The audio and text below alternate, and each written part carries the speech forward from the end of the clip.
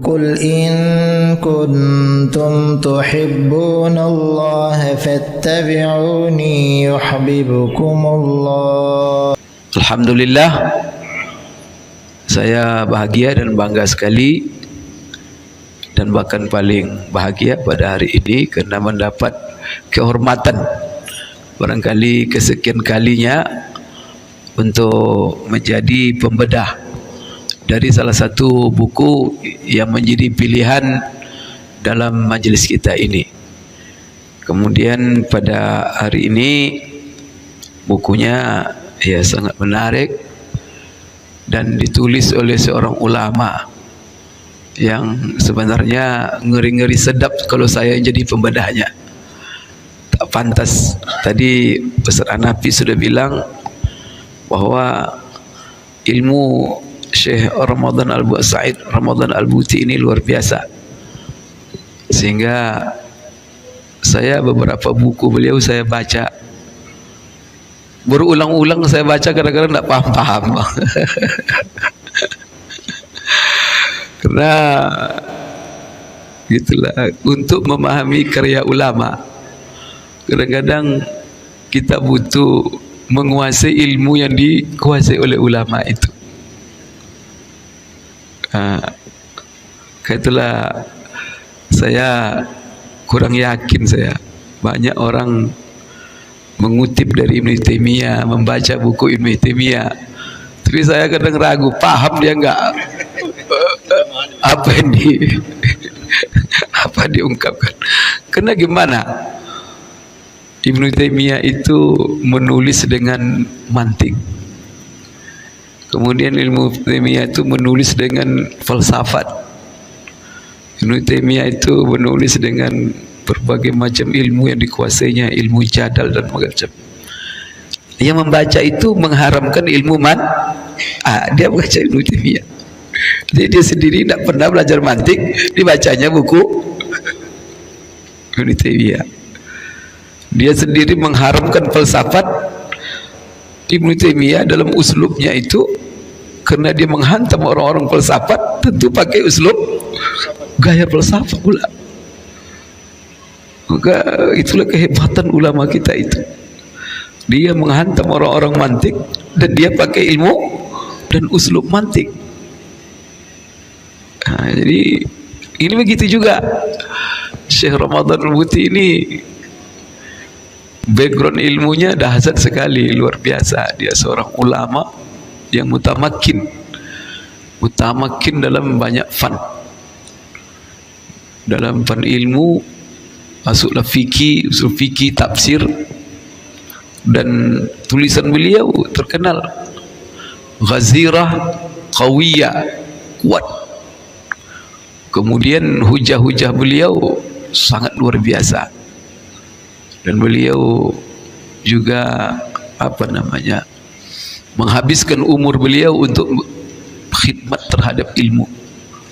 Jadi beliau punya majalis di Suriah itu, majelis ilmu yang Masya Allah. Kemudian di samping itu beliau adalah ulama yang sangat tawadhu dan hati-hati dalam setiap dia menulis. Kalau kita baca mukaddimah buku ini, ya nampak di situ bagaimana kehati-hatian beliau. Di sebelum dia menulis itu istikharah dia dulu. Ini perlu saya tulis atau tidak? Ini kalau saya tulis ini menimbulkan dosa untuk saya atau tidak? Ini kalau saya tulis ini memberi mudarat kepada umat atau tidak? Kalau saya tulis ini punya manfaat atau tidak? Maka itu yang kesan saya ketika membaca mukaddimahnya, bahwa buku ini ditulisnya setelah istikharah. Karena kalau saya juga melihat, nah memang kalau kita baca buku yang dibantahnya itu bukan buku resmi, tapi kurros sifatnya. Kalau bahasa kita diktat yang menyebar-nyebar itu. Cuman ya terpancing beliau kadang untuk apa? Untuk membantahnya, yaitu maka dia lama sekali. Jadi bukan masalah kuras itu saja, tetapi bukan masalah diktatnya, tetapi pengaruh isi diktat itu.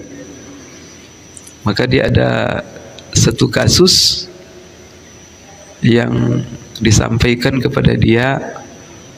Jadi seorang mahasiswa di Fakultas Adab yang mana dia baru semangat beragama.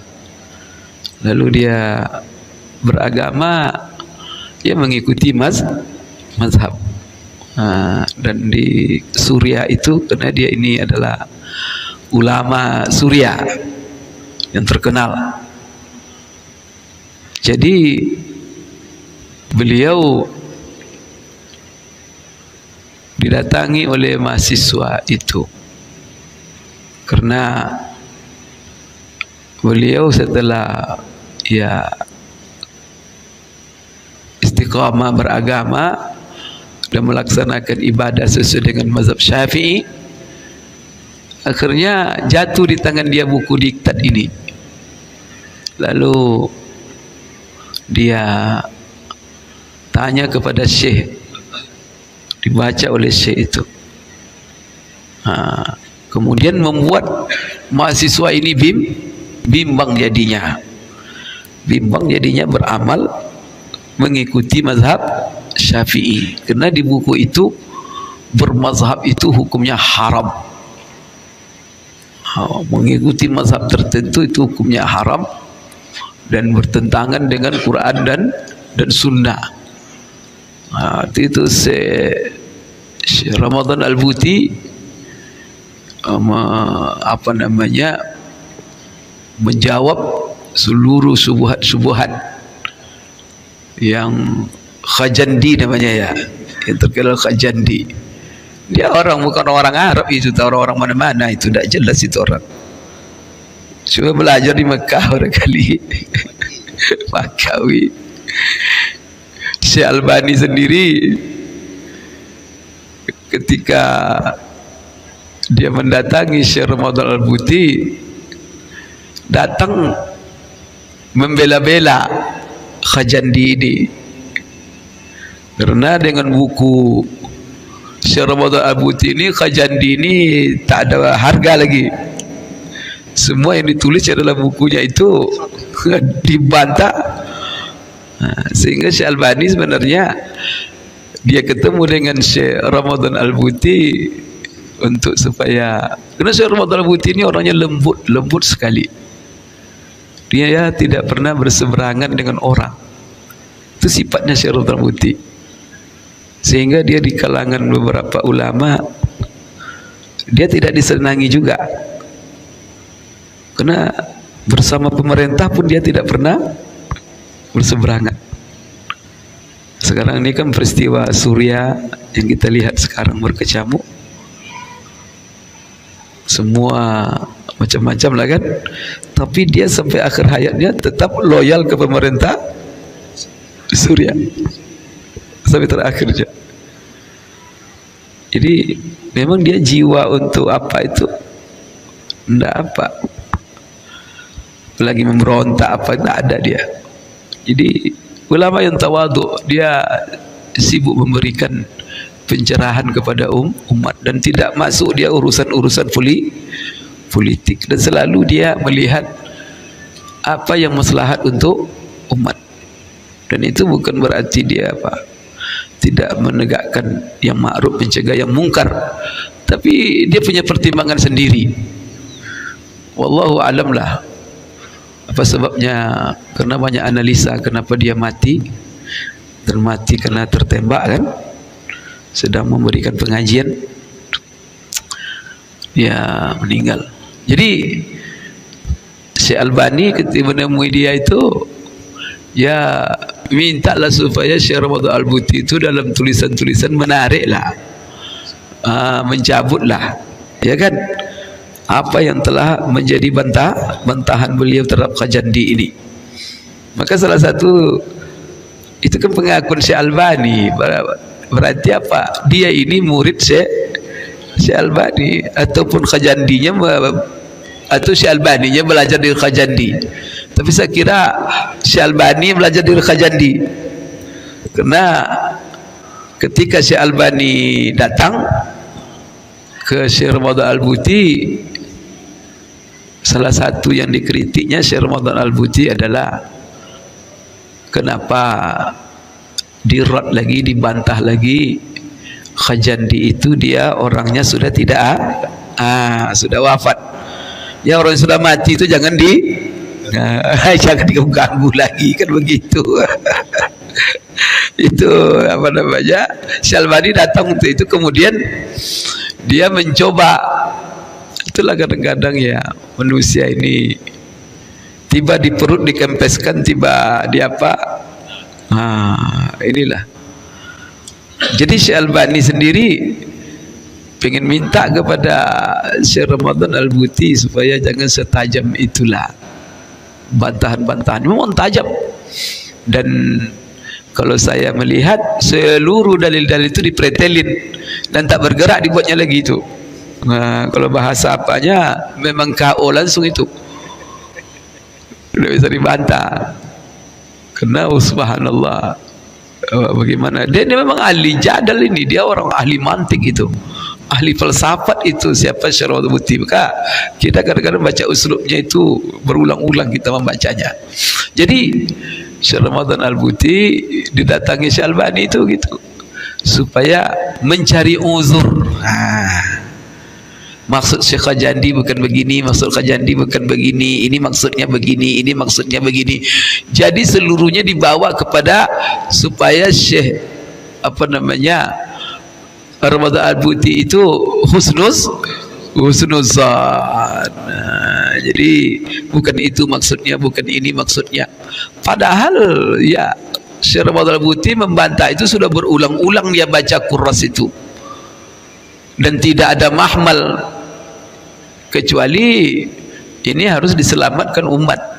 Yang tadi satu mahasiswa yang goyang dibuatnya, nanti juga akan datang yang lain-lain, dan ini pengaruhnya sangat luar biasa. Dan ini bagi orang-orang yang tidak pernah belajar, tidak ada background ya, tidak ada background umpamanya background pesantren ya, background kitab kuning, mana SMA, itu tobat dia semangat, itu rentan sekali itu.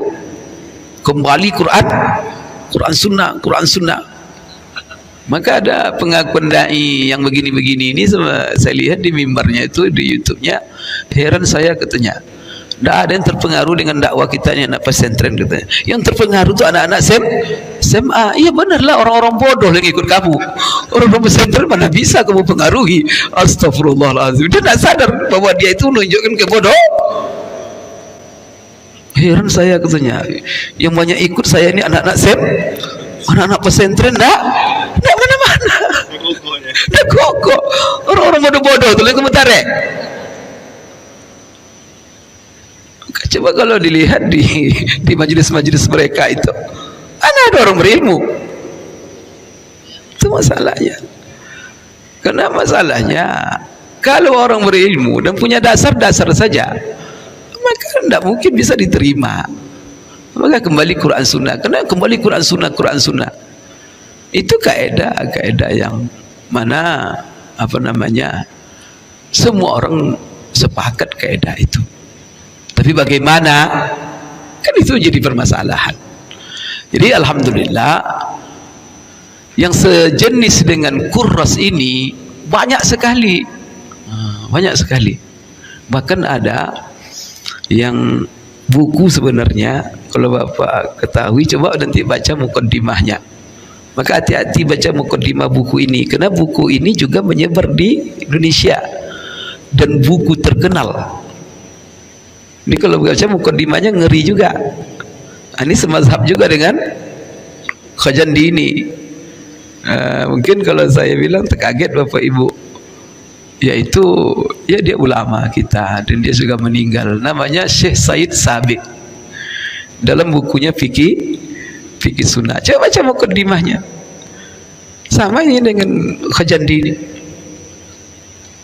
Jadi dia menulis buku apa namanya fikih sunnah itu, dia menyerang-nyerang juga ulama-ulama mazhab. Dan dengan dakwaannya bahwa dia ingin memurnikan, mengembalikan umat kepada Quran dan Sunnah. Tetapi itulah apa namanya, ya manusia, dan dia ulama juga, dan bukunya itu dipegang di mana-mana. Kalau baca mukadimahnya itu ya terpengaruh kita. Tapi kan kalau kita lihat baca bukunya itu, ya walaupun dia tidak konsisten dengan satu mazhab, tetapi seluruh yang ditulisnya itu koridor mazhab. Tidak ada itu, saya lihat hasil-hasil pemikiran dia kutipan semua. Tidak bisa lari dari mazhab dia. Jadi begini, maka Syekh Ramadan Said Al-Muti membantah buku ini, silakan dibaca, karena subuhat-subuhat ini semakin hari semakin berkembang. Ini sekarang kan siapa yang menggantikan saya dulu, ada ceramah di Masjid Fatimah, di apa namanya, setiap hari Kamis saya ngisi di situ, paus. Jadi ya dia buatlah gaya-gaya saya. Kalau saya kan ceramah ya apa kata ulama, menurut ini ulama ini, ulama ini. Coba sanggup ada jemaah yang berdiri, Ustaz, mohon maaf, kami tak perlu ulama-ulama, kami perlu Quran Sunnah. Kalau Ustaz mau ceramah, Quran Sunnah, nggak ada ulama-ulama. Itu apa ibu sekalian kan. Sekarang itu di Pekanbaru ini, Menyebar ini aliran seperti ini, dan dipegang oleh orang-orang yang tak tahu menahu dengan Quran Sunnah itu. Karena kalau dia sendiri ditanya suruh baca Quran, baca saja tak beres dia itu. Itu yang kritik tadi itu, baca aja tak beres dia. Quran Sunnah, Quran Sunnah. Jadi ini penting buku ini untuk mempersenjatai kita. Pertama sekali untuk memantapkan bahwa berpegang teguh dengan mazhab itu sebuah keniscayaan, sebuah darurat. Itu tidak bisa kita lepas daripada mazhab itu. Kalau kita betul-betul ingin beragama, kalau kita, malah saya katakan, kalau kita memang betul-betul ingin Quran dan Sunnah, mazhab itulah. Kalau kita mau betul-betul ingin mengamalkan Quran Sunnah, maka sulamnya, sulam itu apa? Tangganya adalah mazhab. Ini itu pertama. Jadi memantapkan kita supaya kita jangan ragu bermazhab. Dan kalau ada subuhat mereka sudah. Jadi ada yang membuat, kenapa Syekh Ramadan Buti juga menulis erat tentang apa ini, karena dia lihat subuhat itu terangkum dalam buku ini. Jadi kalau dia jawab, maka seluruh subuhat terjawab. Itu juga membuat dia terdorong untuk menjawab buku ini. Maka kalau bapak nanti, ibu, ada subuhat orang melawan ataupun menantang beragama dengan bermazhab, maka baca buku ini untuk menenangkan, meyakinkan bahwa bermazhab itu sebuah keniscayaan. Kemudian yang kedua, mempersenjatai kita terhadap subuhat itu. Kemudian yang ketiga, ini yang paling penting, ini bahaya sekali. Ini yang dibuat judul oleh Syekh Ramadan Al-Buti, dan ini sebenarnya dikritik oleh Syekh Albani. Karena Syekh Albani dengan Khadanji ini, dia kepengen mengatakan bahwa bermazhab itu adalah bid'ah. Sedangkan Syekh Ramadan Al-Buti di sini mengatakan tidak bermazhab itulah bid'ah yang sangat berbahaya. Maka dibalik kan,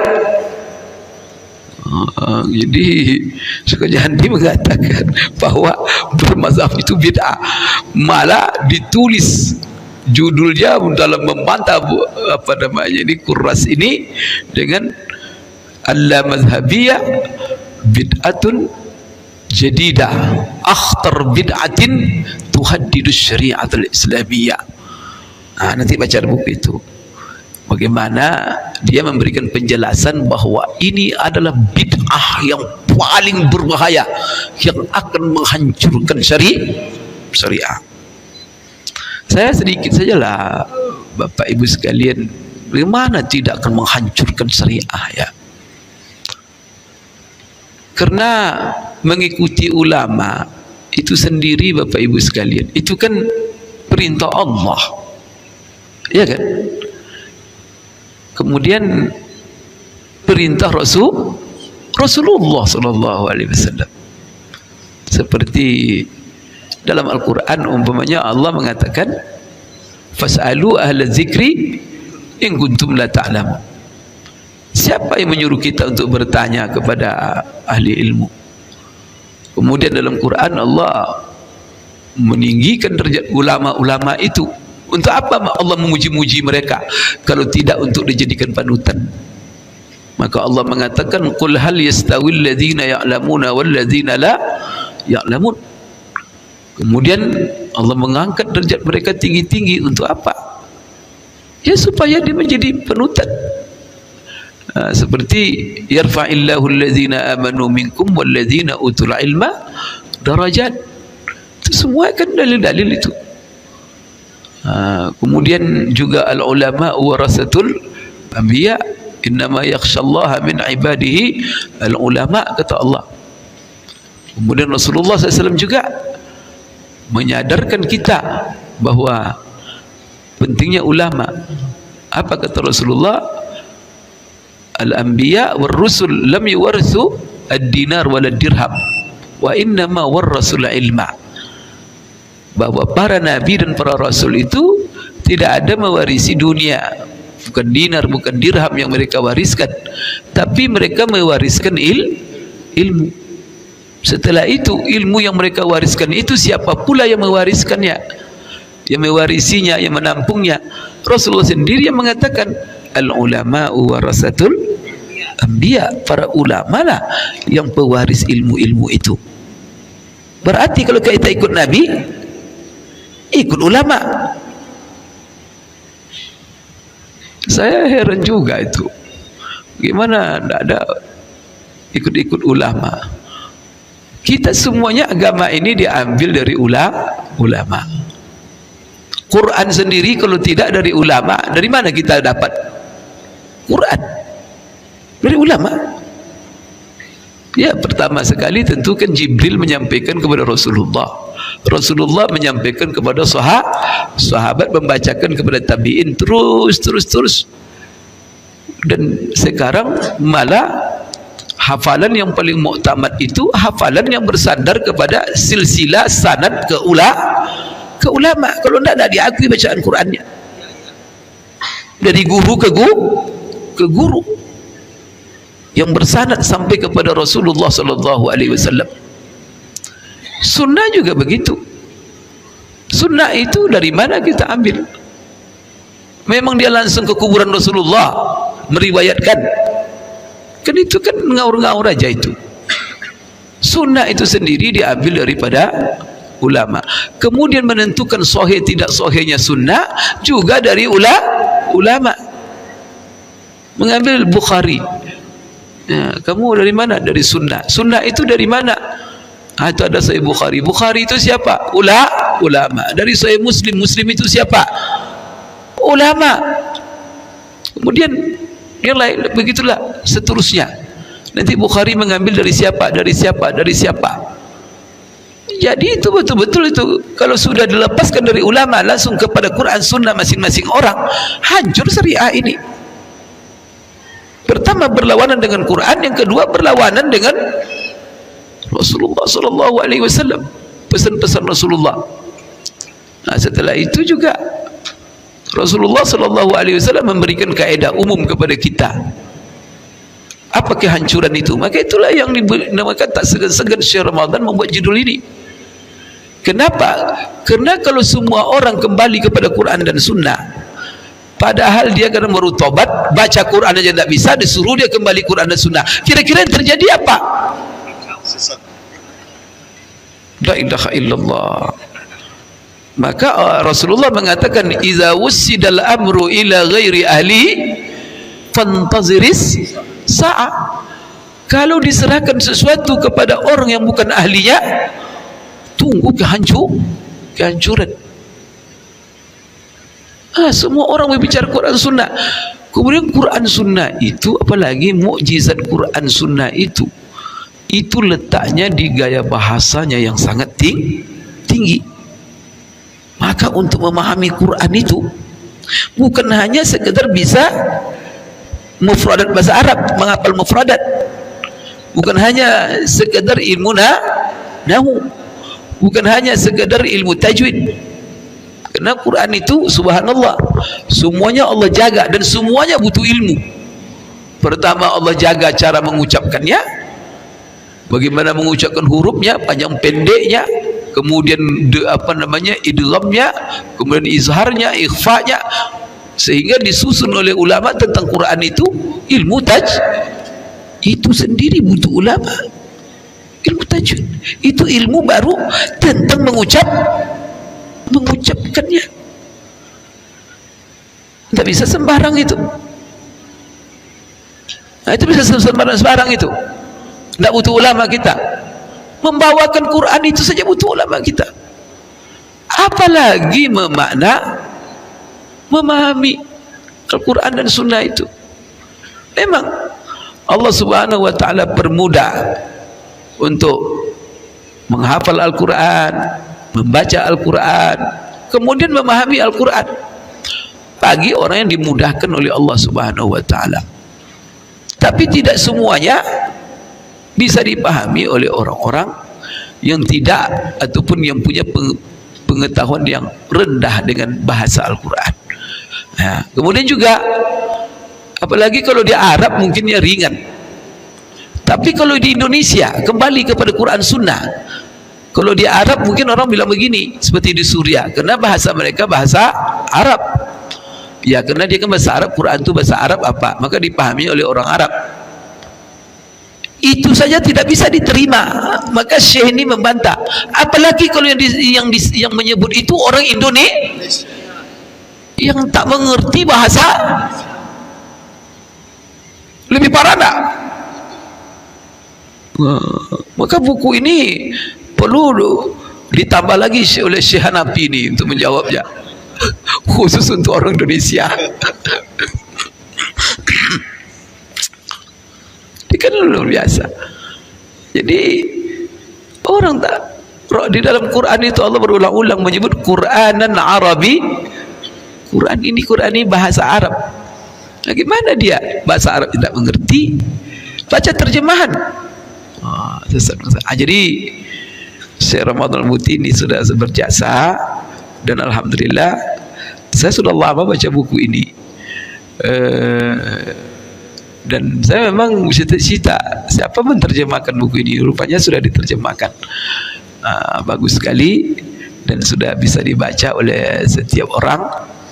Bagaimana bahayanya, dan ini adalah bid'ah. Ini suatu yang mengada-ngada. Di orang yang mengatakan bahwa tidak bermazhab itu malah yang sunnah. Malah Syekh Ramadan Muti mengatakan itulah yang bid'ah, dan ini adalah bid'ah berbahaya. Karena bid'ah itu ada yang sifatnya ringan ya. Kalau bid'ah masalah-masalah furu'iyah apa. Kalau ini bukan syariah itu yang hancur dibuatnya. Apa logikanya? Analisanya dia sudah jelaskan kenapa itu adalah bid'ah yang paling berbahaya, yang akan mengancam, menghancurkan syariat ini. Karena tentu masuk ke dalamnya orang-orang yang tidak mengetahui Quran dan Sunnah, dan akan berbicara tentang Quran dan Sunnah. Ini adalah berbahaya sekali. sampai di sini banyak lelucon. Maka terkejut-kejut itu yang membacanya. Kalau hiduplah Syekh Khajandi itu, terkejut-kejut dia membacanya itu. Umpamanya apa? Dia mengutip siapa ini Khajandi, bahwa tidak bermazhab itu, dia tidak boleh bermazhab.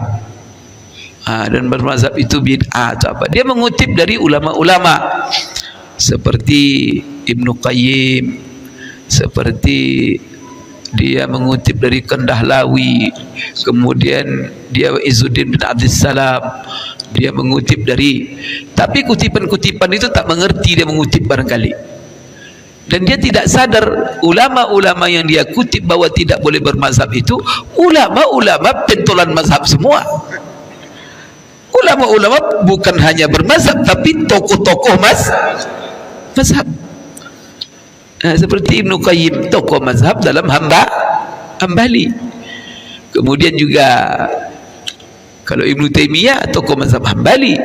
Kandahlawi itu tokoh mazhab Hanafi. Izzuddin bin Abdussalam itu Syafi'i. Bagaimana? Dan juga dari yang lain-lainnya.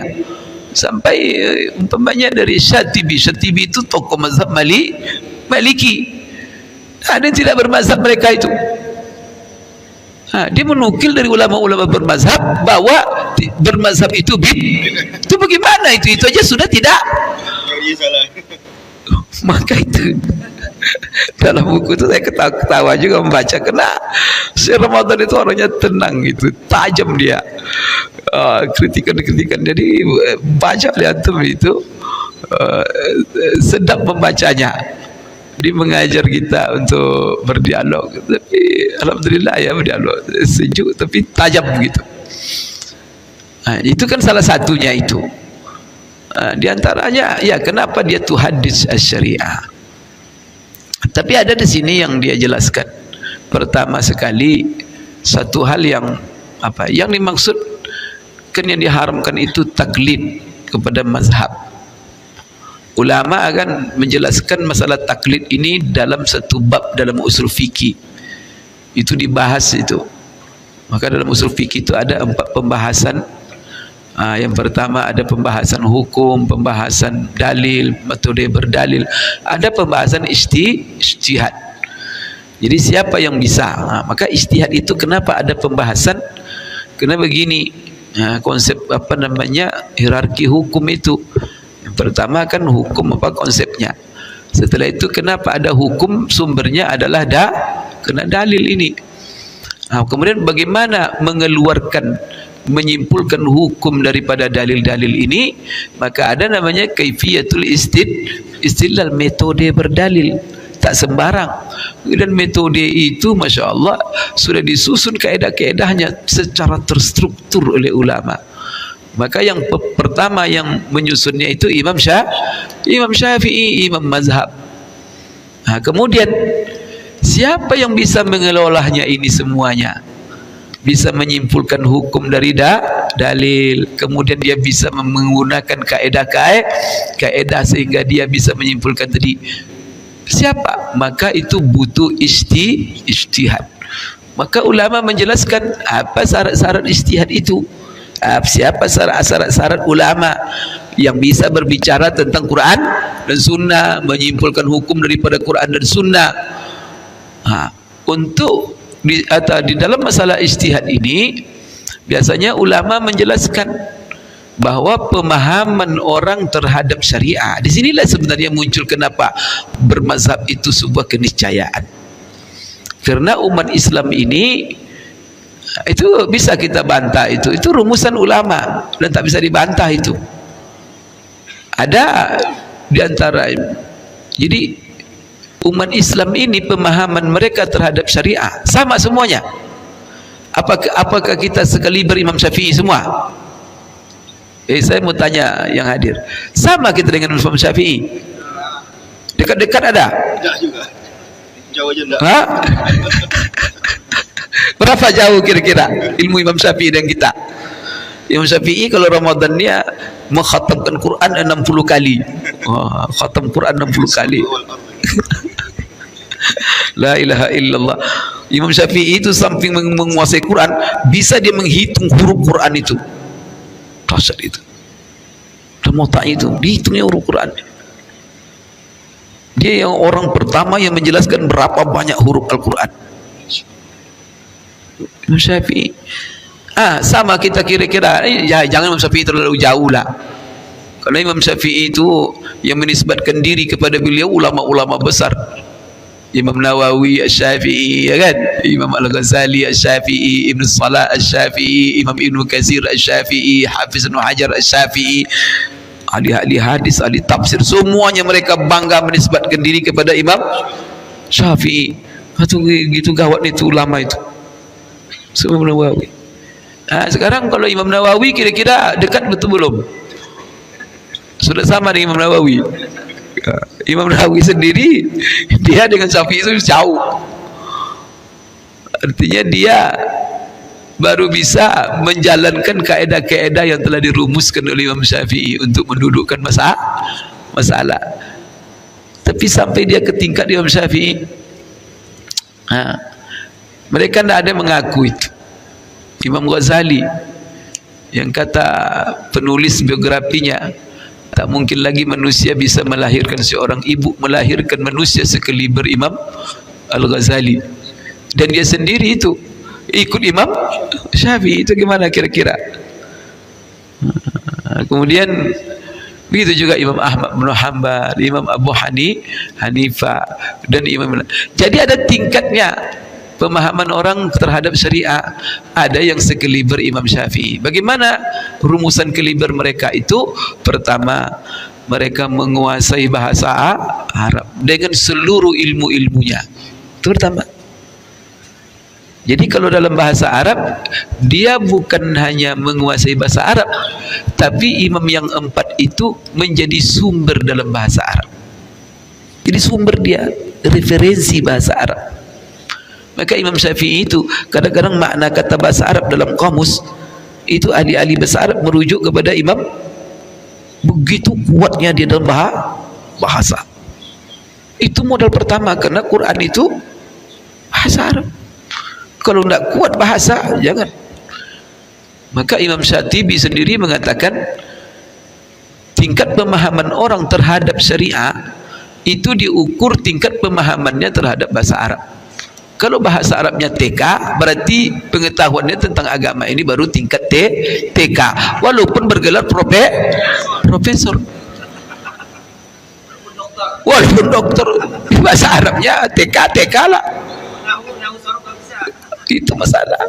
Itu Imam Syatibi mengatakan, kalau dia tingkatnya tingkat ibtidai, ya ibtidai lah.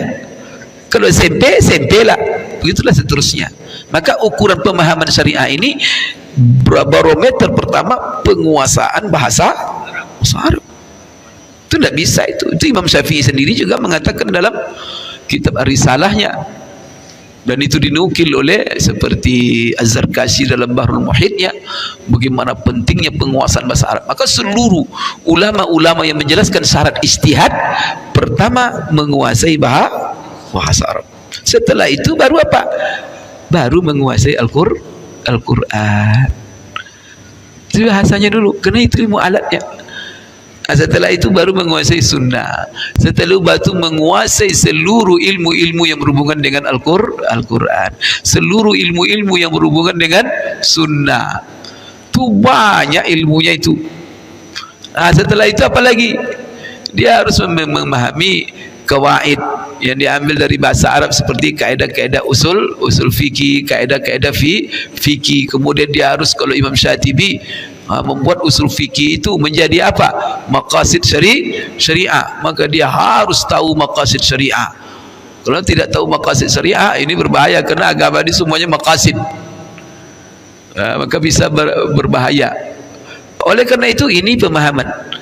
Kemudian dia sendiri karena mumarasah, penguasaannya terhadap Quran dan Sunnah begitu luar biasa, sehingga dia sendiri mampu merumuskan kaedah di dalam beristimbat. Maka kalau ilmuwan itu baru dia sampai ijtihad, namanya dalam ilmu dalam fisika, dia sendiri yang membuat rumusan fisik. Itu baru rumus itu dia buat. Tapi kalau kamu baru belajar rumus, itu belum itu. Rumus yang sudah dibuat orang, itu kamu pelajari itu belum lagi itu. Tapi kalau kita sampai ke tingkat buat rumus, kira-kira gimana? Itu gimana kepakarannya kira-kira itu? Ulama itu begitu tidak? Yang mujtahid mutlak itu dia sendiri yang karena saking luasnya penguasaannya itu bisa sembarang itu. Maka Imam Syafi'i itu dialah orang yang pertama merumuskan secara sistematik bagaimana kaedah-kaedah metode menyimpulkan Al-Quran dapat hukum daripada Quran dan Sunnah yang disebut dengan ilmu usul fikih. Sehingga dia bilang, kalau tidak rumusan ini yang kalian pakai, pasti kalian sesat dan paling kalian salah dan beristihad. Wow, itu. Dan itu dibuatnya. Kenapa buku itu disusunnya? Karena kepekaannya di zaman itu tuh di zaman dia banyak orang yang berfatwa tidak ada pakai kaedah bicara Quran dan Sunnah di luar daripada manhaj. Maka terpaksa Imam Syafi'i untuk menghilangkan ini, membasmi orang-orang yang terlalu berani-berani ini, ditulis dalam buku Ar-Risalah. Oleh karena itu di zaman dia itu orang selalu hati-hati memang. Kalau sempat Imam Syafi'i hidup zaman sekarang ini, geleng-geleng kepala dia, pingsan dia lihat orang sekarang. Ya, baru tobat kemarin langsung menyesatkan orang. Jadi itu pertama. Jadi dia sampai ke tingkat merumus, dan rumusan itu dia sendiri yang punya, dan rumusan itu yang dipakainya dalam itu yang disebut dengan mujtahid kira-kira kalau bapak ini anak-anak muda ini belajar sampai tahun berapa kamu baru bisa sampai ke situ? Saya meninggal pun belum juga meninggal 100 tahun tambah 100 tahun tambah tidak sampai. Itulah sebabnya setelah mereka itu tidak ada ulama yang berani mendakwa dia mujtahid mutlak. Subhanallah.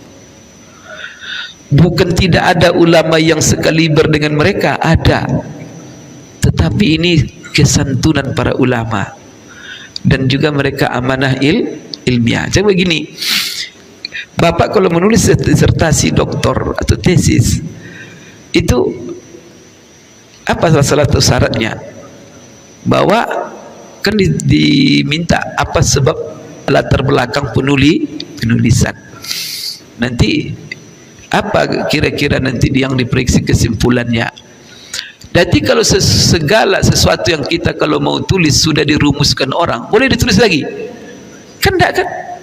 Tinggal menisbatkan kepada orang itu. Maka kalau kita nulis tesis apa sudah ditulis orang, ngapain capek-capek tebal-tebal, tulis satu baris, baca buku Sianu, selesai. Maka sekarang kan banyak tesis sebenarnya tak berguna itu. Kenapa? Setengah baris cuma harusnya. Baca ini selesai. Apalagi yang ditulis orang lebih hebat pula dari tulisan dia. Saya menemukan beberapa kali itu. Ini apa yang kamu tulis ini? Saya bilang yang ditulis Sianu itu jauh lebih bagus daripada yang kamu tulis. Jadi begitu. Maka ulama-ulama dulu saking hebatnya ulama mujtahid mutlak itu, jadi mereka sudah rumuskan itu. Setelah mereka rumuskan semuanya dan itu mereka praktekkan, aplikasikan dalam fatwa, kaidah-kaidah rumusan-rumusan itu.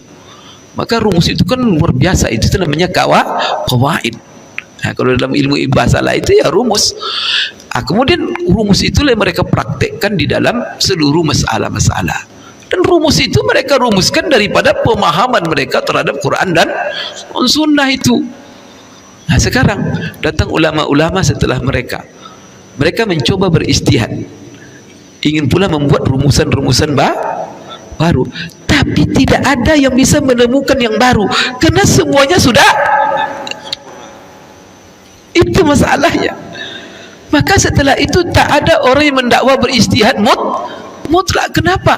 Untuk apa saya mendakwah nanti diketawain orang? Kenapa? Karena yang sudah kamu buat itu sudah ditemukan oleh Imam. Ya sudah, nisbatkan saja kepada Allahu Akbar. Itulah ulama-ulama besar itu. Mereka tinggal menisbatkan saja. Jadi tidak ada mereka bisa menemukan yang baru lagi. Jadi rahasia kenapa ada dakwah bahwa pintu ijtihad tertutup. Dia tidak tertutup. Masalahnya kalau kita mau ingin menemukan yang baru, di mana kita dapat? Kenapa? Karena semuanya sudah selesai oleh mereka. Untuk qawaid, untuk rumusan manahij yang perlu diterapkan untuk menyimpulkan itu. Itulah sebabnya apa? Kadang-kadang mereka dalam rumusan itu berbeda. Maka tiga berbeda-berbeda itulah yang menimbulkan perbedaan maka itulah ada Hanafi, ada Syafi'i. Rupanya dalam rumusan ini dia pakai kaedah ini, dalam ini dia pakai kaedah ini Hanafi. Maka apa? Nanti produk fatwanya akan berbeda. Jadi ini yang pertama, makan mustahid mutlak. Itulah sebabnya kenapa umat ini semuanya, umat ini mengerucut kepada 4 mazhab.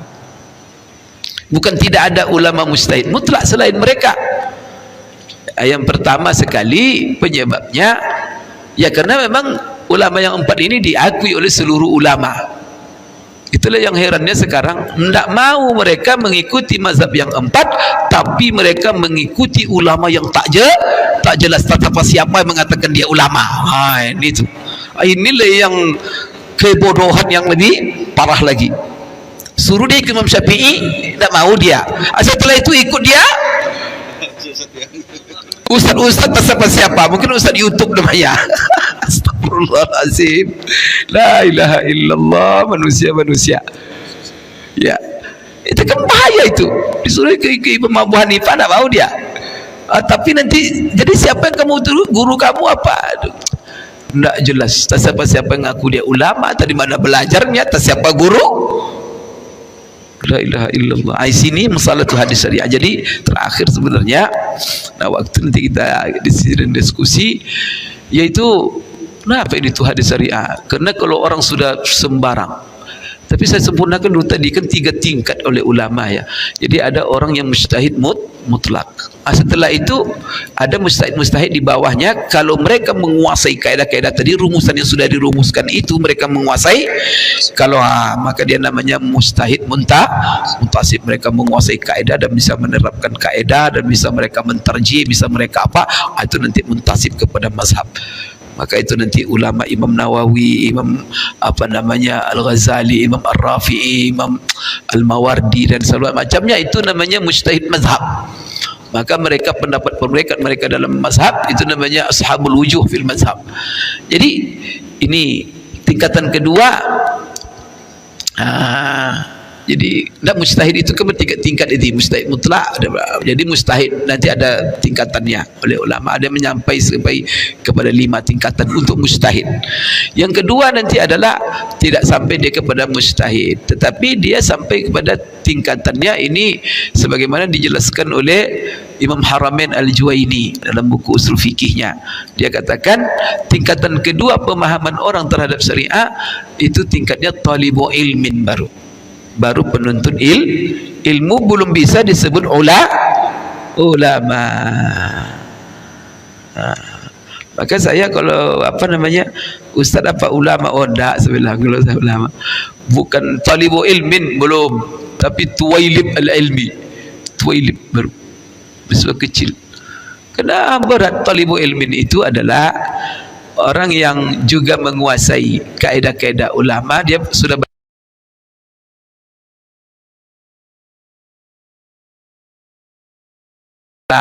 pendapat-pendapat, kemudian tapi dia menguasai kaedah-kaedah itu.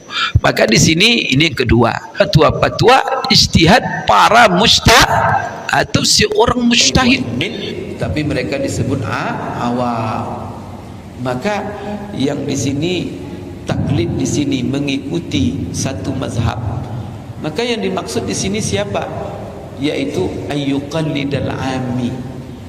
Jadi seorang awam dia mentaklid seorang imam mujtahid yang diikutinya mujtahid, yang mengikuti ini awam atau orang yang tidak sampai kepada tingkat ijtihad. Jadi siapa saja di antara kita, apakah kita posisi awam tidak sampai ke tingkat ijtihad, lalu kita komitmen mengikuti fatwa-fatwa ijtihad para atau seorang mujtahid yang diakui ilmunya oleh seluruh ulama dalam masalah-masalah agama. Inilah yang dimaksud sebenarnya adalah taklid kepada imam. Jadi yang taklid itu, pertama yang taklid siapa? Yang taklid itu awam. Dia tidak mengerti Quran Sunnah itu bagaimana lagi. Atau dia punya pengetahuan tapi belum sampai ke tingkat ijtihad. Maka bagaimana cara beragamanya? Beragamanya ikut ulama mujtahid. Maka Imam Ahmad mengatakan setiap orang yang tingkat awam atau tak sampai tingkat ijtihad, wajib dia beragama mengikuti ulama itu wajib itu. Kalau tidak nanti bagaimana dia? Dari mana dia dapat? Bagaimana dia menyimpulkannya?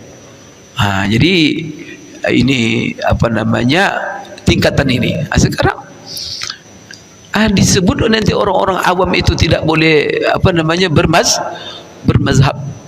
Kemudian mazhab ini kan bukan muncul begitu saja. Maka ada bagus dalam apa ini, bahwa saya tajam sekali kritiknya itu, bahwa dalam diktat itu yang dibantah oleh yang ditulis Khajandi itu, kata Syekh Ramadan Al-Buti, ini orang tidak paham mazhab. Jadi dia gayanya itu Syekh Hanafi tidak pernah belajar sejarah tarikh tasyri'. Tak bagaimana dia belajar, gak mungkin itu. Sehingga dia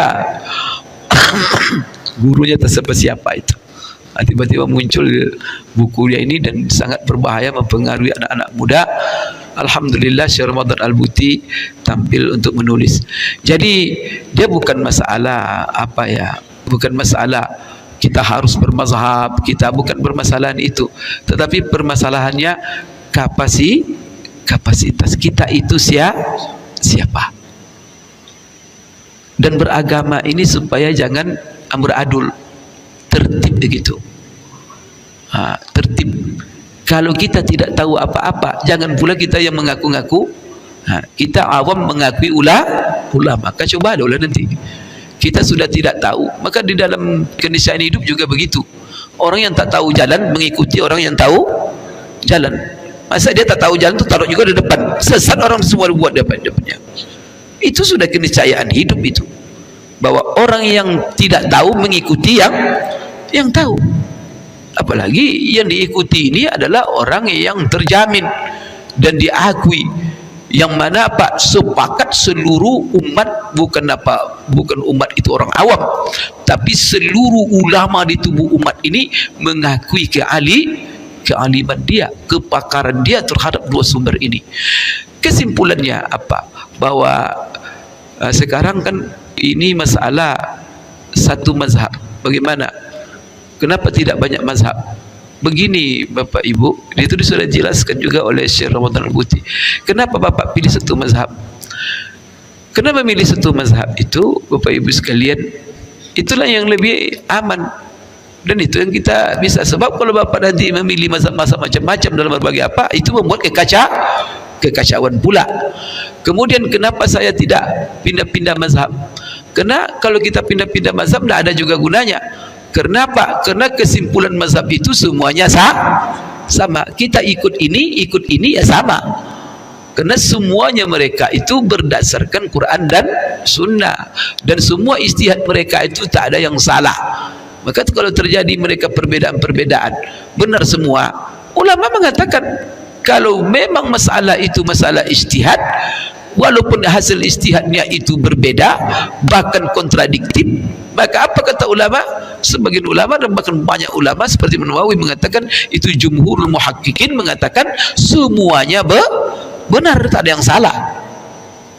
Banyak kunut subuh, kata Imam Abu Hanifah itu bid'ah, kata Imam Ahmad makruh, kata Imam Malik mustahab, kata siapa?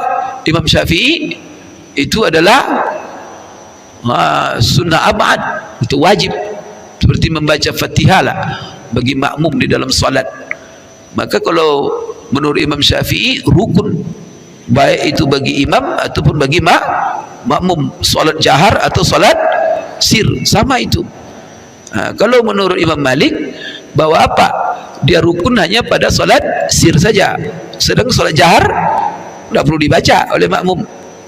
Kalau Imam Abu Hanifah tidak perlu baca sama sekali, akan begitu. Menurut Imam Ahmad lain lagi, benar semua itu, benar semuanya, tidak ada salah itu. Kalau benar semuanya boleh disalahkan? Tidak ada disalah.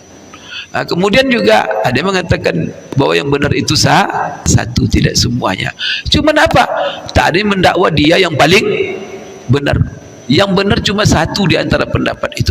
Tapi siapa yang satu benar? Semua mereka mengatakan wallahu a'lam. Maka kalau kita salah-salahkan nanti yang lain, jangan-jangan yang kita salahkan itulah yang benar. Sebenarnya saya ini terakhir, saya ini mazhab Syafi'i, tapi saya dulu di Saudi 15 tahun Hambali mazhab saya. Hambali mazhab saya. Karena ada ustaz saya, dia ngajar fikih, Syekh Mas'udi ya. Jadi dia ketika ngajar fikih di tahun pertama itu, saya ditanya tentang kunut dia. Syekh, ini kunut ini kok berbeda-beda pendapat 4 mazhab ini. Apa yang harus yang saya ikuti? Pertama ditanya, yang rajih menurut Syekh mana ini? Ya, kalau yang merajih menurut saya jangan kalian tanya, karena yang merajih menurut saya itu hanya untuk konsumsi saya saja. Dan saya yang kuat menurut saya tak boleh saya mengharuskan orang lain, karena saya bukan mujtahid. Yang kedua, jadi gimana caranya Syekh kita beramal? Maka apa katanya? Siapa kamu?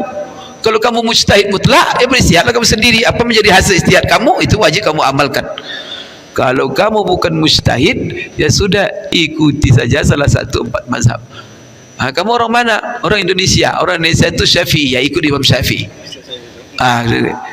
Kenapa tak ikut Hambali? Ya kalau masalah ini ikut Hambali, ikut Syafi'i sama, tak ada beda. Maka tak perlu kamu di sana belajar di Saudi, kembali kamu bawa ke Indonesia, tak perlu itu. Apalagi kalau kamu pindah, kamu bawa di sana, nanti kamu menimbulkan fitnah, menyesatkan, membuat nanti gejolak di tengah-tengah umat. Itu bahaya.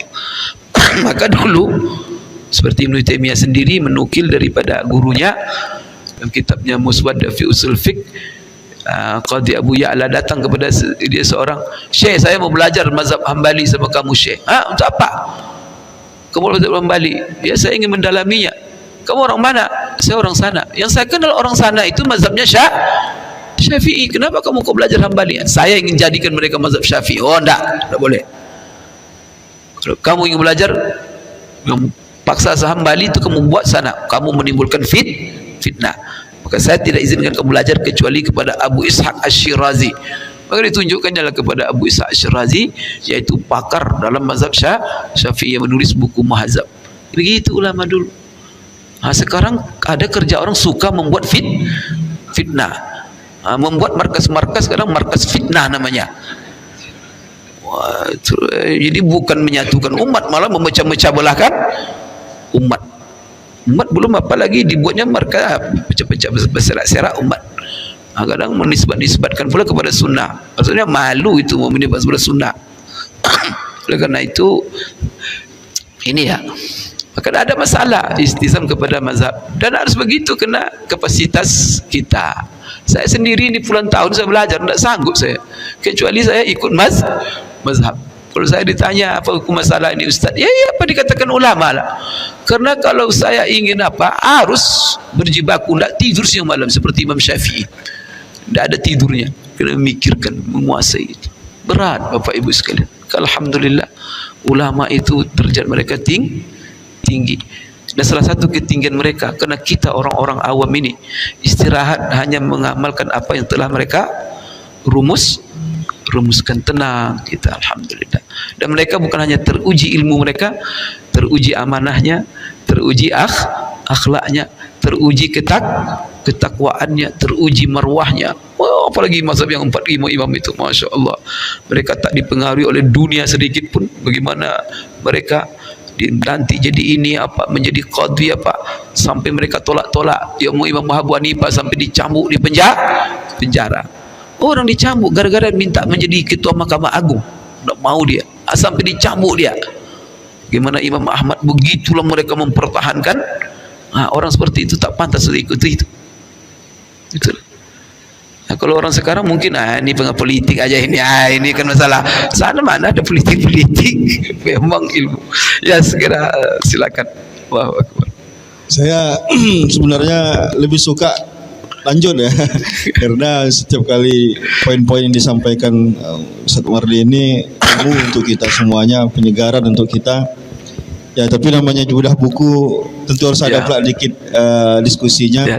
Kita mungkin tidak banyak-banyak ya, karena waktu juga sudah mepet, mau salat asar. Saya persilakan mungkin Ustaz Doni dulu. Silakan Ustaz Doni. Saya utamakan Ustaz dulu. Ustaz Helmi Chandra satu. Dua dulu ya. Kita tengok nanti porsi pertanyaannya. Nanti kita lihat apakah dibuka lagi atau tidak. Silakan Ustaz Doni. Ya, bismillahirrahmanirrahim. Assalamualaikum warahmatullahi wabarakatuh. Waalaikumsalam warahmatullahi Ustaz Mawardi, Ustaz Hanafi sehat walafiat. Ada 7 yang mau saya tanyakan. Jangan. Yang sudah tercatat 7. Tapi mana yang penting saya sampaikan ada dulu Ustaz, mana yang kira-kira layak untuk dijawab, mohon nanti Ustaz jawab. Yang pertama, batasan seseorang dikatakan pengikut mazhab tertentu. Contohnya saya Syafi'i, tolak ukur saya itu Syafi'i apa? Apakah hanya di lisan saja sementara perbuatannya tidak, atau dengan perbuatannya sementara perkataannya tidak? Saya mohon maaf Ustaz, mohon maaf. Setiap kali ada yang bertanya kepada saya, "Yabni, enta Syafi'i?" Wahai anak muda, kamu mazhabmu apa? Kamu Syafi'i. Saya tak berani jawab. Yang bisa saya jawab ketika itu cuman saya katakan Anadoni. Kenapa Ustaz? Gimana ya? Ketakutan dengan ayat yang menyebutkan afatu minu nabi ba'dil kitabi wa takfuruna bi ba'd. Kamu beriman dengan sebagian tapi kamu kufur dengan sebagian. Contoh Ustaz, mohon maaf, ini sekali lagi mohon maaf. Banyak guru-guru kita orang mengatakan dirinya Syafi'i, tapi sementara amaliyahnya tidak menunjukkan dia itu Syafi'i. Mohon maaf, contohnya ini mulai zakat fitrah nih Ustaz. Dan bagi mazhab Syafi'i yang sependek pembacaan anak-anak itu, zakat fitrah itu dengan makanan pokok.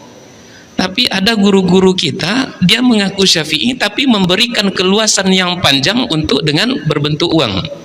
Contoh yang kedua, kalau 3 terlalu banyak nanti Ustaz. Dalam masalah isbal itu di dalam buku 37 masalah populer anak baca, dijelaskan di situ bahwasanya Imam Syafi'i berpendapat isbal itu makruh. Tapi kenyataannya kita yang hari ini mengaku Syafi'i justru melakukan hal itu. Di situ yang takut tadi Ustaz, jangan-jangan kamu ini munafik. Ini yang pertama Ustaz, batasan orang itu dianggap sebagai pengikut satu mazhab. 2 aja dulu Ustaz ya. Saya buka lagi nanti. 2 aja dulu. Yang kedua, 7 ya. Yang kedua, ini buku siapa namanya tadi? Khojandi ini kan sifatnya sebagaimana Ustadz katakan tadi, dia sifatnya kuros. Dan kuros itu barangkali hanya perlu kita mungkin ketika dalam membahas buku ini perlu dibahas ini kuros ini untuk diri pribadinya atau untuk orang tertentu, bukan untuk orang semuanya. Kenapa? Karena sifatnya, kalau bukunya sifatnya ditujukan pada orang tertentu, tentu tidak bisa dibaca oleh kebanyakan orang. Sehingga di dalam buku ini Anda tengok Ustadz, halaman 48 di sini mungkin lebih Imam Ramadan Al-Buti sifatnya hanya sebagai pensyarah. Contohnya ketika alasan dasar pegangan Islam adalah Alkitab dan As-Sunnah, karena keduanya terpelihara dari kesalahan. Adapun mengikuti imam-imam mazhab berarti mengikuti orang yang tidak terpelihara dari kesalahan dan seterusnya. Sehingga disyarah oleh Imam Ramadan Al-Buti.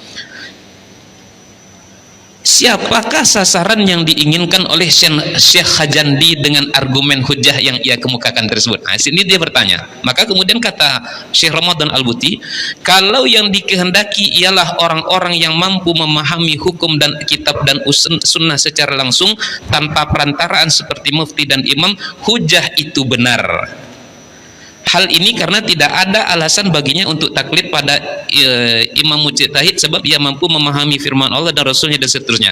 Akan tetapi kalau yang dikehendaki adalah orang-orang awam yang tidak memiliki kemampuan ijtihad dan istinbat serta dalil, ucapan Syekh Khajandi tersebut sangat mengherankan. Di sini yang Anda pahami berarti buku ini tak hanya hanya sekedar syarah saja. Kemudian yang ketiga Ustadz, mohon ini sangat penting sekali Ustadz, karena hari raya berbeda pendapat heboh sekarang nih Ustaz. Kita nih bagaimana hukumnya khutbah 2 kali Ustaz? Kalau khutbah kita, contohnya saya Muhammadiyah, sementara saya yakin dengan Muhammadiyah, sementara saya diundang di masjid yang pemerintah, walhasil nanti otomatis saya akan ikut kehendak saya, ikut pemerintah juga iya. Ini gimana sesungguhnya Ustaz? Cukup 3 itu kalau cuma itu. Karena ada yang mengatakan Ustaz, kalau nanti tidak ada yang khutbah Ustaz, nanti naik pula tukang saluang nanti ke atas mimbarnya Ustaz, itu katanya. Mohon maaf Ustaz kalau ana salah. Assalamualaikum warahmatullahi wabarakatuh. Bagus sekali pertanyaan Ustaz Doni.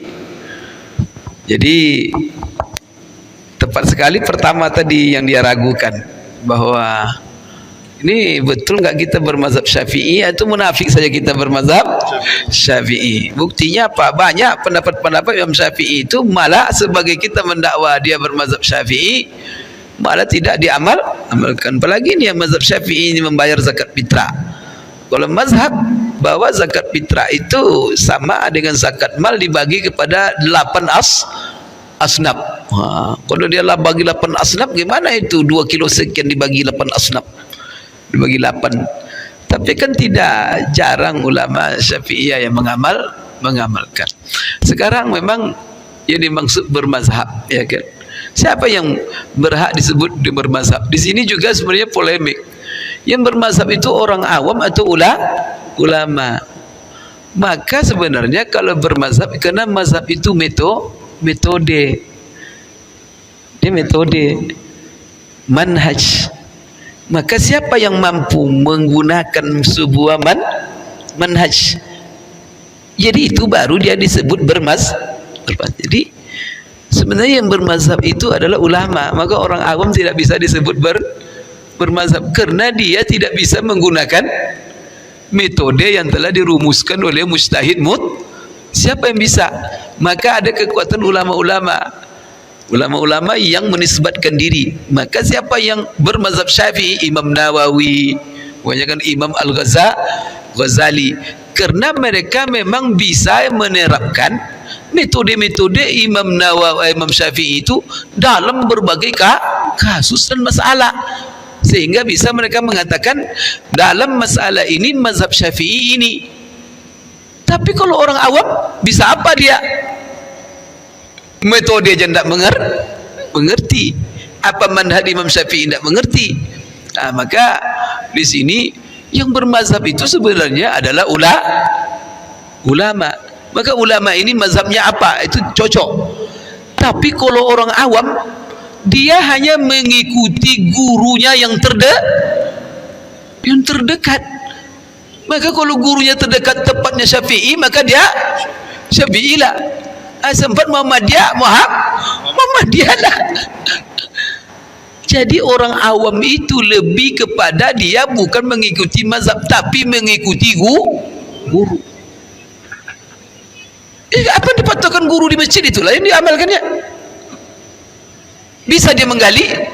Kendak kan? Apa dikatakan oleh gurunya? Maka kalau dulu nggak repot-repot. Kenapa? Karena nggak ada internet, nggak ada apa kan? Maka apa yang diajarkan guru di masjid nggak ada yang dia dengar sampai mati kecuali itu. Sami'na wa ata'na. Kalau sekarang keluar masjid dia apa? Dilihat internet lain lagi dia. Jadi maka sekarang agak apa namanya? Jadi orang awam itu maka dia sifatnya taklid saja. Dan bahkan apa? Taklidnya orang awam ya kepada gurunya. Tapi kalau taklidnya ulama yang tidak sampai kepada derajat ijtihad kepada metodenya. Nah, jadi sekarang umpamanya kita perlu ulama-ulama Syafi'i yang mendudukkan berbagai masalah kontemporer sesuai dengan mazhab Syafi'i. Ya. Banyak masalah kontemporer sekarang ni. Umpamanya ya masalah bagaimana apa namanya sekarang bisnis online dalam mazhab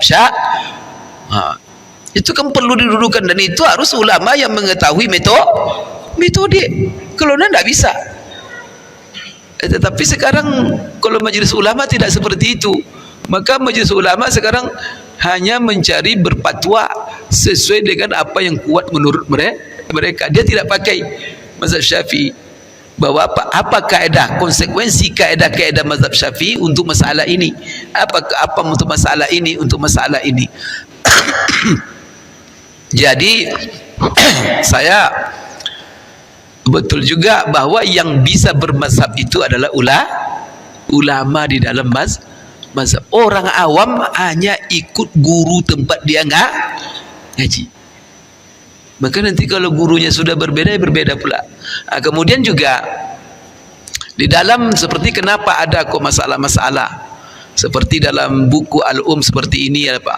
Maka ini kita kalau baca buku mazhab itu di dalam menganalisa apa sebenarnya menjadi pendapat Imam Syafi'i, itu juga ulama-ulama Syafi'iyah terjadi perbedaan berdasarkan karya-karya. Kemudian juga ada banyak masalah itu dinisbatkan kepada Imam Syafi'i bukan kerana nasnya tetapi hasil daripada takhrij namanya. Takhrij analisa daripada nusus. Menganalisa nusus itu ulama-ulama Syafi'iyah juga bisa berbeda-beda dengan kesimpulan. Maka kadang-kadang satu masalah seperti dalam buku Raudhatul Talibin lah umpamanya. Jadi ada satu yang jangan kita membingungkan tapi kita harus belajar. Perbedaan pendapat ulama-ulama dalam satu mazhab itu kadang lebih dahsyat perbedaan ulama antar mazhab. Saya baca buku Raudhatul Talibin itu kan mazhab Syafi'i aja itu, tidak ada mazhab yang lain. Masalah ini ada umpamanya salah seakwal, 3 pendapat berarti Imam Syafi'i. Kalau dia nisbatkan qaul berarti maksudnya Imam Syafi'i. Tapi kalau dia katakan bahwa di dalam masalah ini ada arba'atu aujuh, 4 pendapat ulama wujuh namanya. Kalau nanti at-tariqah bagaimana itu nanti ada pula turuk. Itu Masya Allah luar biasa. Dan itu merupakan kekayaan khazanah ilmiah fikih mazhab. Jadi itu tadi di dalam masalah kita bukan pula munafik, tidak berarti munafik. Dan itu ada setiap yang dilakukan oleh Syafi'iyah seperti orang-orang awam diamalkan. Tapi kalau kita baca buku Syafi'iyah, tapi buku Syafi'iyah yang mana? Karena ada di antara guru itu yang dulu sumber kajiannya begini. Karena ada silsilahnya itu. Nanti silsilahnya ini dia ini menginduk kepada Fathul Jawad umpamanya, atau Ibnu Hajar Haisami ini kepada Ar-Ramli, ini kepada Asyarbini, kepada kadang-kadang antara mereka ini ada perbedaan. Tiba di orang awam maka dia pakai ini, orang awam ini berguru kepada yang menginduk kepada Ar-Ramli, maka dia berpacu Ar-Ramli, dan itu bertentangan dengan apa yang dikatakan oleh Hafiz Ibnu Hajar Haisami. Ya, mereka itu semuanya ulama-ulama mazhab, tapi itu semuanya dalam koridor Syafi'iyah. Maka jangan dibilang bahwa dia tidak situ yang salah. Dibilang wah kamu tidak Syafi'i gara-gara itulah yang kita dengar hari-hari ini. Kalian katanya mazhab Syafi'i tapi kok tidak ada berapa namanya dengan mazhab Syafi'i. Kemudian juga seperti makruh, seperti apa itu, bagaimana nanti ulama mazhab menerjemahkan, kemudian menganalisis nusus itu. Jadi di sini apa namanya, kemudian ada lagi pergeseran daripada mazhab. Umpamanya ada kaedah diletakkan oleh Imam Syafi'i, dan kaedah itu yang diterapkan oleh ulama-ulama mazhab dalam setiap zaman.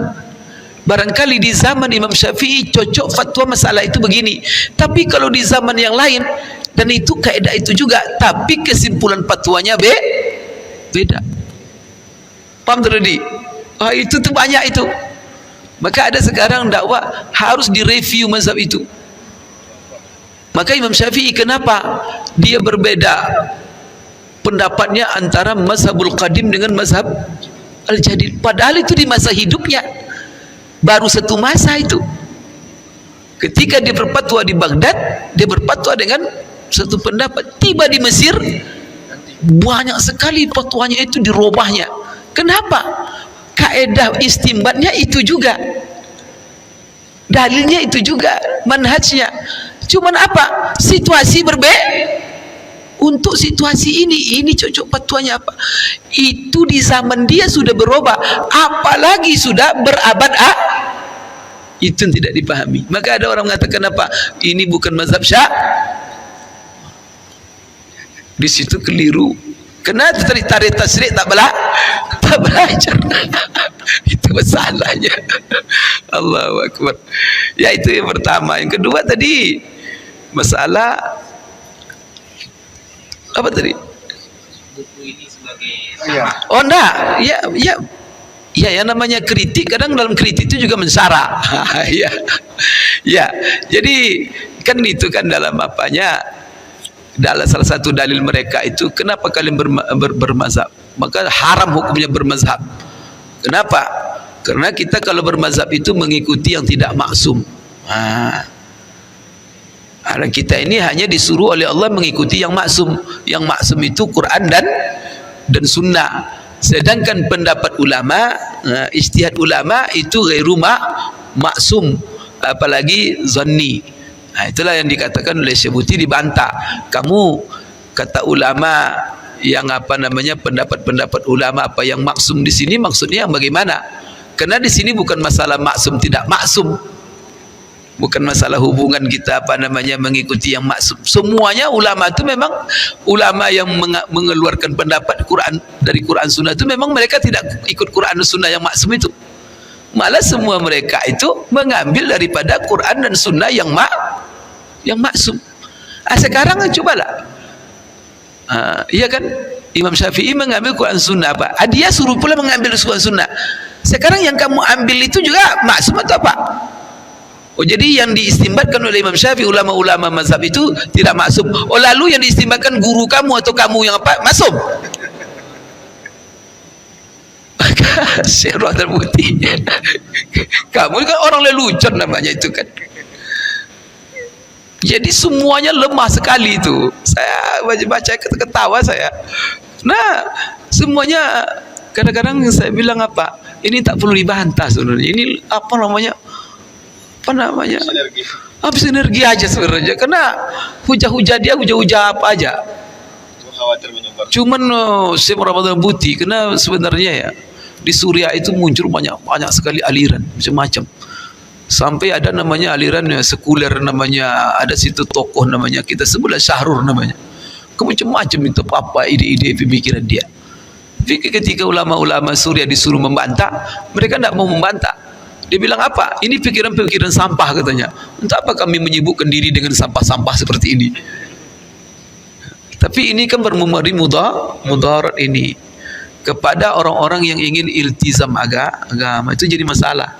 Dia sayang orang kepingin beragama tapi dikacaukan, diracuni oleh pemikiran-pemikiran seperti ini. Itu yang membuat emosional Syekh Ramadan Al-Buti untuk menjawab dan menghabiskan waktunya untuk menulis buku ini. Jadi semuanya itu membantah dalil-dalilnya itu. Ya tentu kan dia dijelaskan dulu baru dibantah.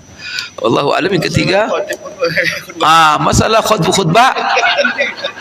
Saya bukan berfatwa ya, tapi menurut saya tak boleh. Kenapa? Yang pertama sekali, saya ini orang Muhammadiyah saya. Tapi dalam hal ini seperti berhari raya di satu kampung 2 kali. Atau apalagi istri hari raya hari ini, suami hari raya. Saya Pak Doni tidak saya temukan contohnya. Karena begini, kapan kita berhari raya ini kan melihat hilal dulu begitu kan ulama. Walaupun ada hisab ini kan. Masalah melihat hilal ini itu ada terjadi perbedaan ulama empat cuma. Pertama, di mana hilal dilihat, maka seluruh umat Islam wajib ikut. Itu pendapat pertama itu. Dan itu pendapat jumhur ulama. Kenapa? Begitulah mereka kepengen supaya hari raya itu tak boleh ada seluruh dunia serentak hari raya. Itu pendapat jumhur itu, kebanyakan ulama. Cuman aplikasinya susah. Kapan nyampe berita nanti dilihat di Saudi? Sekarang ada media sosial, tapi juga tak semua sinyal masuk ke daerah. Ada daerah bukit sinyal tak masuk. Gimana mereka tahu?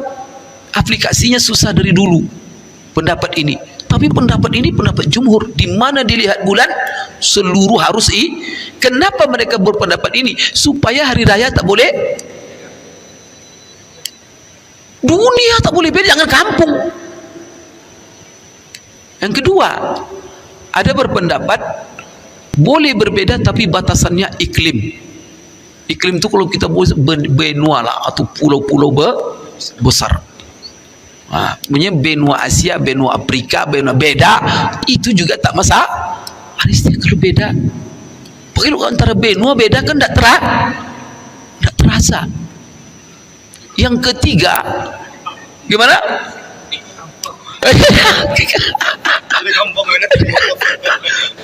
Benua Pak, tapi skopnya besar. Yang ketiga, itu boleh beda, tapi hasaba ikhtilafil matali' namanya.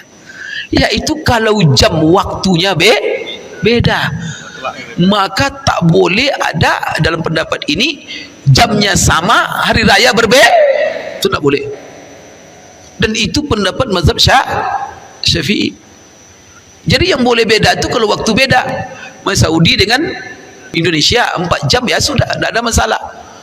Tapi kalau waktu sama, maka kita dengar umpamanya Jakarta dengan Pekanbaru di pesawat diumumkan waktu Jakarta dengan Pekanbaru tak ada beda kan gitu kan, berarti sama. Maka kalau dilihat di Jakarta wajib orang Pekanbaru ikut, begitu juga sebaliknya kalau jamnya sama. Yang boleh beda ikhtilaful matali'. Terakhir yang saya baca istiad ulama ini kontemporer, ketika ulama-ulama Oki ingin menyatukan hari raya ini semuanya, tapi tak ada mau disatukan. Akhirnya kesimpulan mereka, setiap negara mengikuti ru'yahnya sendiri. Artinya apa? Beda hari raya per negara, bukan per kampung. Saya itulah contoh itu. Oleh karena itu, sebenarnya ini lagi masalah dalil ya. Tapi kita kembali kepada agama ini maqasid. Sebenarnya hari raya itu apa maksudnya disyariatkan hari raya itu? Saya mau tanyalah kita ini, apa maksudnya? Apakah solatnya atau sebenarnya syiar berkumpulnya umat itu? Kan syiar. Maka kita ini disuruh solat berjamaah 5 kali dalam skop yang kecil. Setiap Jumat dalam skop yang lebih solat Jumat. Dalam sekali setahun itu solat hari raya. Maka solat hari raya ini semuanya disuruh keluar, sampai perempuan yang dipingit, yang haid, semuanya disuruh keluar. Untuk apa itu? Saya mau tanya ini. Kemudian disyariatkan di mana? Di masjid atau di lapangan? Di lapangan. Supaya Islam ini, umat ini nampak Besar. Maka apa? Jangan lihat dalil, lihat maksud. Maka agama ini ada maqasid. Sekarang kalau dibuat masing-masing buat raya, istihad itu silakan. Sekarang okey. Kalau ada orang beristihad hisab lebih pasti. Kalau bagi saya silakan kalau kamu berpegang. Tapi untuk hari rayanya kita harus sama. Karena dasarnya ada. Contoh, Rasulullah SAW itu ada dalam Bulughul Maram. Baca nanti Pak Ustaz Doni. Dalam Bulughul Maram diceritakan dalam sebuah hadis diceritakan bahwa 1 tahun Rasulullah SAW sudah menyuruh semua orang melihat bulan, sehingga hari itu tak ada kelihatan bulan. Maka Rasulullah putuskan besok kita puasa. Maka Rasulullah puasalah besok sampai menjelang zuhur. Tiba menjelang zuhur datang serombongan dari Badu, datang kepada Rasulullah, menemui Rasulullah, ingin melaporkan bahwa mereka kemarin sudah melihat. Ini juga menunjukkan yang mengumumkan melihat itu adalah siapa orang yang bertanggung jawab di negara itu.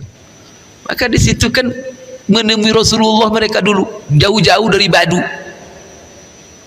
tidak langsung. Maka mereka temui Rasulullah. Setelah itu apa? Setelah mereka adukan Rasulullah, karena yang menyaksikan banyak sekali, saya tidak ragukan lagi kan. Maka apa kata Rasulullah? Umumkan sekarang juga semua membatalkan puasa. Coba itu. Maka semua membatalkan puasa dan kita hari raya besok bersama. Artinya apa? Salah hari raya 2 Syawal, tidak ada masalah, demi maqasid. Tidak ada Rasulullah suruh kamu raya dulu ya, besok kita raya dulu. Kamu khutbah 2 kali ya. Kamu dapat astagfirullahaladzim. Khutbah 2 kali ini. Jadi tidak ada masalah bagi saya kalau ada orang berbeda ijtihad dalam menetapkan, silakan. Tapi contohnya apa? Silakan Anda berbuka, tapi jangan berhari raya tetap bersama. Karena hari raya dengan masalah menetapkan 1 Syawal itu berbeda. Karena hari raya itu syiar umat. Begitu juga di dalam masalah fikih. Jadi kita kata fikih ada itu, baca.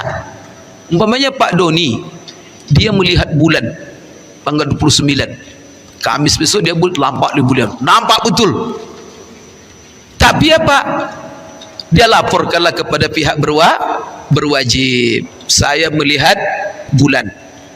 Tapi oleh pihak berwajib tidak diterima yang lihat dia sendiri pula, tidak ada pula orang lain. Pak Doni juga tidak pula diketahui siapa orangnya.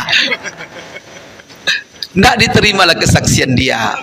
Sekarang padahal dia pasti sudah melihat bulan. Apa sikap Pak Doni secara fikih? Maka secara fikih dia wajib berbuka. Besok tak boleh dia puasa. Tapi tak boleh dia mengumumkan, ayo hari raya sama saya, khutbah saya. Jangan buat seperti itu.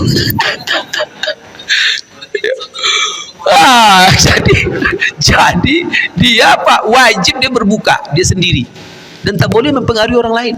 Dia sendiri wajib berbuka, tapi hari raya tetap indah nggak? Solusi nggak? Solusi sebenarnya. Kenapa itu? Contoh ada nggak? Ada contoh. Kenapa yang tidak ada contoh itu yang kita ada contohnya kan? Kan enak tuh. Ya sudah berbuka semua, tapi hari raya sama-sama. Allahu Akbar. Karena memperlihatkan kekuatan itu bukan di depan sesama umat. Kita memperlihatkan kekuatan umat itu di depan Allah. Begitu Pak Doni ya. Maka kesemua saya tidak boleh itu 2 khutbah itu.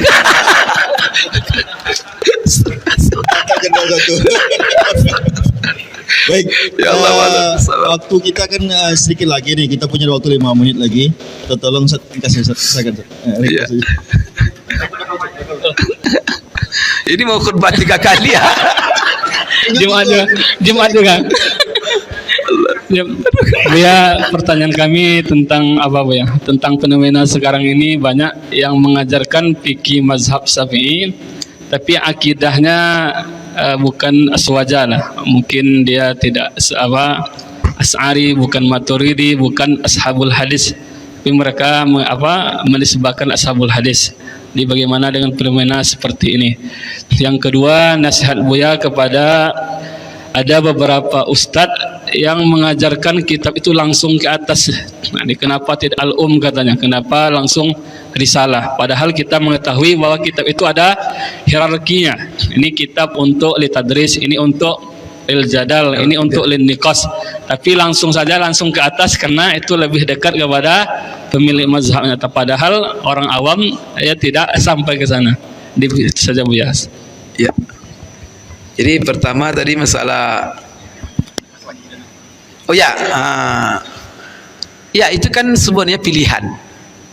Tetapi baik itu akidah ataupun mazhab fikih, semuanya kan sama-sama ijtihad. Nah, manhaj akidah itu ijtihad itu. Tetapi rata-rata ulama merumuskan bahwa manhaj akidah yang masuk dalam koridor Ahlussunnah wal Jamaah kan 3. Maturidi, Asy'ari dengan ashab al-hadis, ya kan?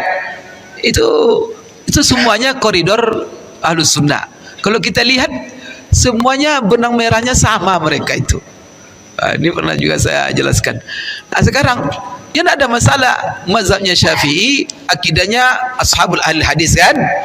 Ahli akidah al-hadis. Mazhabnya Syafi'i tapi dia Maturidi. Syafi'i tapi Asy'ari, itu pilihan. Kemudian dan semuanya tidak keluar daripada koridor Sunnah wal Jamaah. Cuman ya rata-rata yang ada yang namanya mazhab Syafi'i ikut Asy'ari. Yang Maliki juga ikut Asy'ari. Kemudian Hambali itu rata-rata Asy'ari, sedikit yang cuma ahlul hadis. Kemudian kalau Hanafi rata-rata ikut Maturidi. Maka yang mayoritas akidah umat ini dalam berbagai mazhab fikih adalah Asy'ari. Sedikit cuma yang ashabul hadis dan juga Maturidi. Tapi itu tidak ada masalah kalau seandainya itu kan koridor Ahlussunnah. Tapi sama nanti pilihan juga. Anda memilih Syafi'i, Hanafi sama karena itu ijtihad. Merujuk kepada Quran dan Sunnah. Wallahu a'lam bishawab. Yang urutan. Oh ya, itu orang yang lebih ngawur lagi tuh. Langsung baca risalah. Ya Allah. Ngajarnya risalah tapi isinya akidah. Itu membaca risalah itu berat.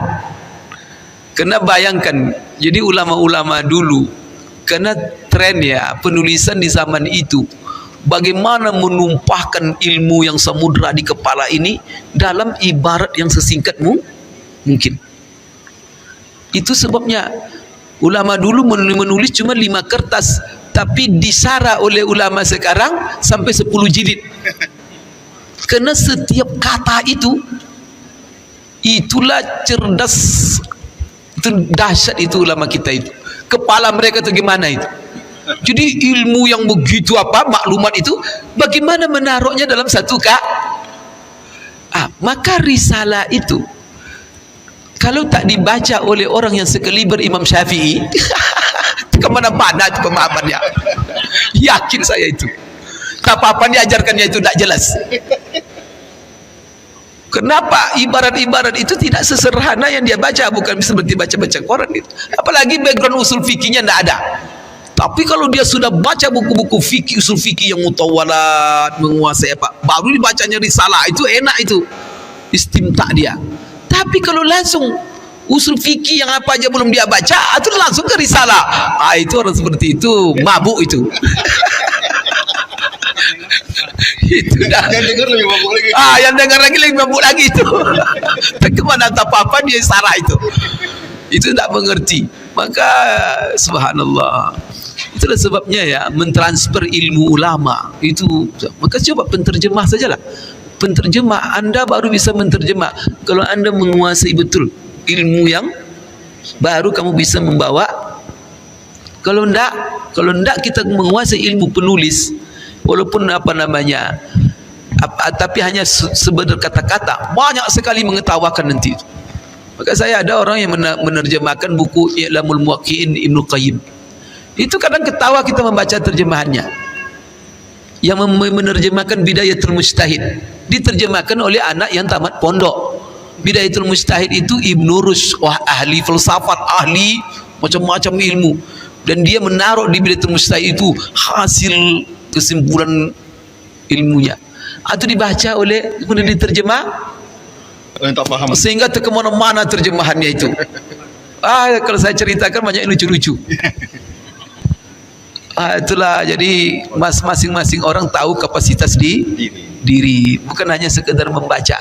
Maka ketika membaca ilmu itu ibarat ulama, maka kita tahu. Kadang-kadang seperti tadi itu, Doni, ada orang ulama itu, ini bahaya buku yang paling susah kita baca. Jadi seorang ulama menulis buku itu untuk dirinya. Itu pusing kita bacanya itu, karena dia tulis untuk Dia aja saja. dia, bukan untuk orang lain. Kenapa? Karena dia ingin melatih otaknya dia. Itu kalau kita baca, stres kita bacanya. Karena dia untuk menguji. Dia yang paham. Kemudian juga ada untuk orang tertentu, karena permintaan.